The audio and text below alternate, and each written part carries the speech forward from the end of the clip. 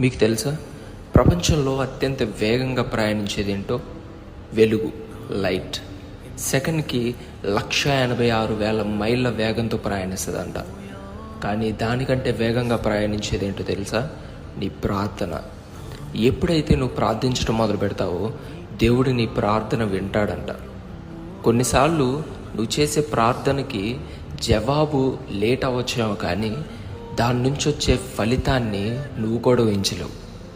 నీ ప్రార్థన నీ శత్రువుల్ని సైతం ఓడిస్తుంది.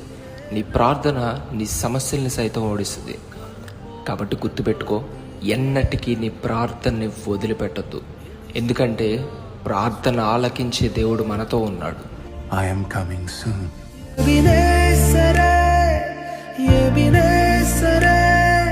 இந்நாள் வரை சுமந்த